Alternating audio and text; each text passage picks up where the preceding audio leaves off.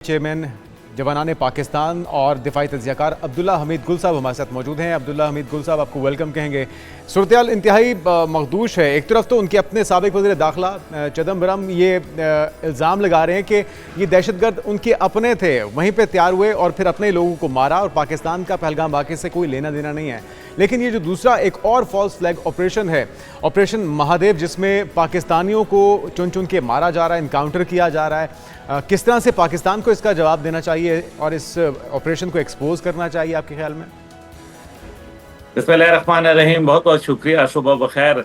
देखिए, चिदम्बरम के बयान से जो है वो मेरे ख्याल में भारतीय बयानिया जो है वो धर्म भरम हो गया है और बड़ा वाज़ेह नज़र आ रहा है कि अब जो भारत है उसके अंदर से जो उठने वाली आवाज़ें हैं, जो कि ऑपरेशन सिंदूर की नाकामी के बाद मज़ीद उनमें तक़वियत आ गई है, वो अब दिन ब दिन जो है वो मज़ीद जो है बढ़ रही हैं, उसमें आए दिन इजाफा हो रहा है। कल लोकसभा के अंदर जिस तरीके से जो है वो राजनाथ सिंह को आड़े हाथों लिया गया अपोजिशन की जानिब से, उन्होंने ये कहा कि अगर फर्ज करें कि ये दहशतगर्द वहाँ मौजूद थे और ये 26 लोगों को इन्होंने कत्ल किया था, मसला यहाँ ये है कि ये इतने दूर जो है वो कैसे बॉर्डर क्रॉस करके इतनी सिक्योरिटी के बावजूद 9 लाख सिक्योरिटी होने के बावजूद कैसे जो है वो पहलगाम तक पहुंच गए। नंबर 1।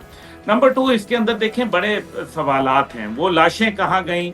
वो लोग जिसमें कहा गया कि इंटरनेशनल लोगों को मारा गया, तो वो जो गैर मुल्की वहाँ सयाह आए हुए थे, आप ये बताइए कि वो उनकी लाशें क्यों नहीं, उनकी जो एम्बेसियां थी उन्होंने रिसीव क्यों नहीं की?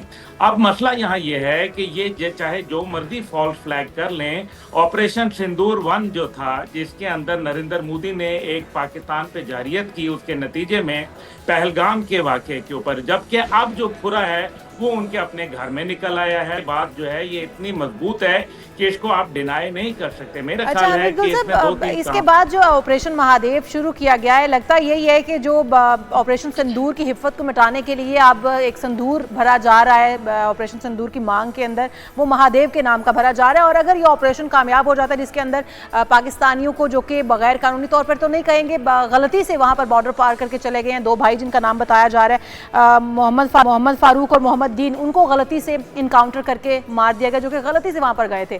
उसके बाद जो वहाँ की जेलों में मौजूद लोग हैं, उनका भी खदशा जाहिर किया जा रहा है कि या तो उनसे पाकिस्तान के अगेंस्ट बयान दिलवाए जाएंगे और उन्हें दहशतगर्द करार दिया जाएगा, या फिर उन्हें भी इनकाउंटर करके मार दिया जाएगा और ये पूरा ड्रामा एक बार फिर से रचाया जाएगा।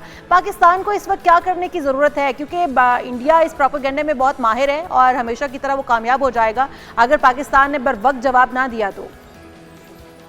नहीं, मेरा नहीं ख्याल कि इंडिया हर बार की तरह कामयाब हो जाएगा। पहली बात यह है कि जिस औरत के सर में नरेंद्र मोदी ने सिंदूर भरा था कई साल पहले, उससे तो वफा कर नहीं सका।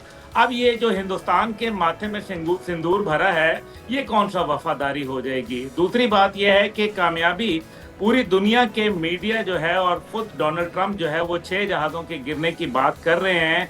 बार बार अमेरिका के अखबार लिख रहे हैं कि India was rescued bye United states, यानी कि इंडिया को जो है वो बचा लिया गया अमेरिका के हाथों। ये वो खुद उनके वॉशिंगटन पोस्ट, न्यूयॉर्क टाइम वो लिख रहे हैं। अब मसला यहाँ ये है कि 723 का जो कैदी हैं पाकिस्तान के, वो उनके जेलों के अंदर मौजूद हैं और इसी तरीके से समुद्री रास्ते के जरिए जो कश्तियां भटक जाती हैं किसी तूफान की वजह से, किसी और वजह से, नेविगेशन सिस्टम्स ना होने की वजह से, उन लोगों को पकड़ के जो है ये तो भारत करेगा। देखें, ये भारत रुकेगा नहीं। महादेव है। अच्छा, ये जो अब्दुल्ला साहब, ये जो इस वक्त सूरत हाल बन चुकी है, जिस तरह से अपने लोगों का सामना नरेंद्र मोदी नहीं कर रहे, कभी वो मालदीव का चक्कर लगाते हैं, कभी यूके जाते हैं, अपने ही लोगों को पैसे दिलवा के अपना पुरतपा के इस्तकबाल करवाते हैं, लेकिन फिर भी के स्टॉमर से अगर मिलना हो तो चक्कर्स में जाके मिलना पड़ता है, लंदन से 150 किलोमीटर की दूरी पर, क्योंकि वहाँ भी खालिस्तानियों का, कश्मीरियों का एहतजाज का उन्हें खौफ होता है। और फिर भी वो मकबूलियत या वो सवाल जो कि कांग्रेस की तरफ से, उनके अपने लोगों की तरफ से पूछे जा रहे हैं ऑपरेशन सिंदूर को लेके,